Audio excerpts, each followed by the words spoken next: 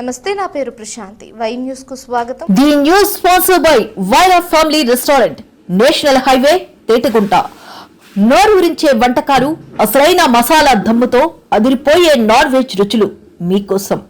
విచ్చేయండి Vaira family restaurant, national highway, Tetagunta, Tuni మండలం, కాకినాడ జిల్లా. రాజమండ్రిలో ముఖ్యమంత్రి నారా చంద్రబాబు నాయుడు జన్మదిన వేడుకలు అట్టహాసంగా జరిగాయి. ఎంపీ దగ్గుపాటి పురంధేశ్వరి, ఎమ్మెల్యేలు గోరంట్ల బుచ్చయ్య చౌదరి, నల్లమిల్లి రామకృష్ణారెడ్డి, రోడా చైర్మన్ బొడ్డు వెంకటరమణ చౌదరి అన్న క్యాంటీన్లో పేదలకు భోజనాలు వడ్డించారు. పలు అభివృద్ధి పనులను ప్రారంభించారు. శ్రీకాకుళం జిల్లా పలాసలో కేంద్రీయ విద్యాలయం గ్రామీణ విద్యార్థులకు అందుబాటులోకి వచ్చింది. ఈ విద్యాలయంలో తరగతులు విద్యార్థుల ముంగిటికి వచ్చాయి. జిల్లా కలెక్టర్ స్వప్నిల్ తిన్కర్ పుణ్కర్తో కలిసి ఎమ్మెల్యే గౌతి శిరీష కేంద్రీయ విద్యాలయం తరగతులను ప్రారంభించారు.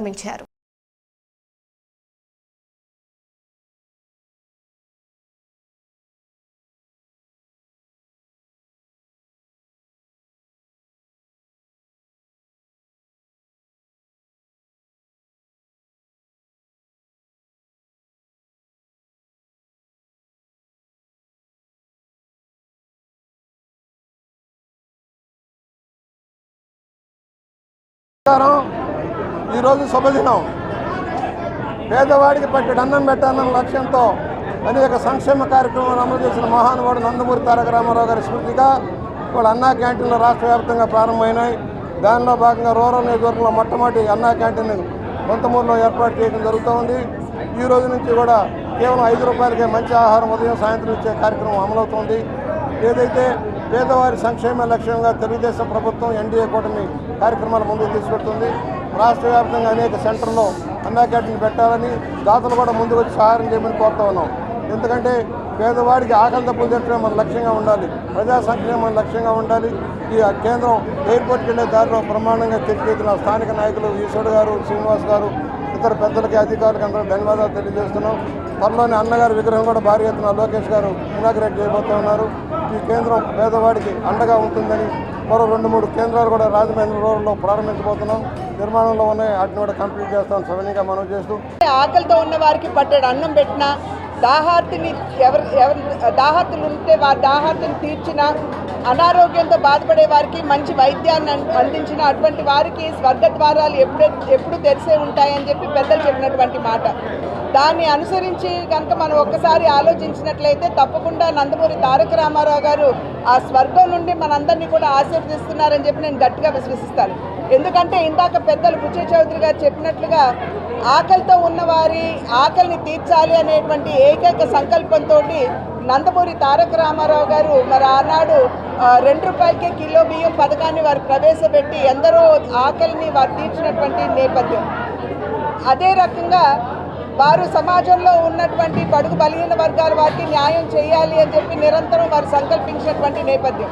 ఇవాళ వారి సిద్ధాంతాలని అనుసరించి ఈ అన్నా క్యాంటీన్లు ఏవైతే రాష్ట్ర వ్యాప్తంగా తెరుస్తున్నారు, ఇప్పటికే రాష్ట్రంలో 169 తెరవబడ్డాయి.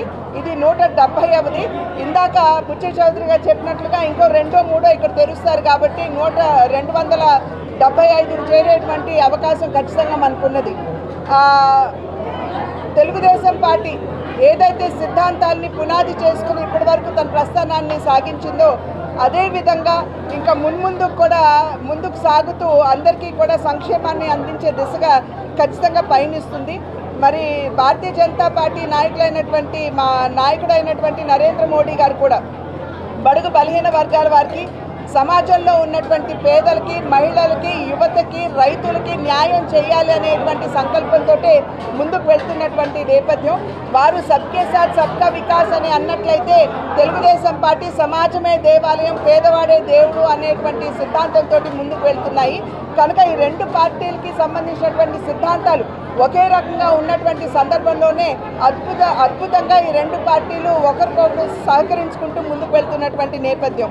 నిన్ననే మనకు తెలిసినటువంటి అంశం కూడా పవన్ కళ్యాణ్ గారికి కొంచెం అనారోగ్యంగా ఉన్నది అని వారు శస్త్రచికిత్స చేయించుకున్నారని, రామకృష్ణారెడ్డి గారు కూడా ఇవాళ పొద్దున గుడికి వెళ్ళి వారి పేరున అర్చనలు కూడా చేయించి వచ్చినటువంటి నేపథ్యం.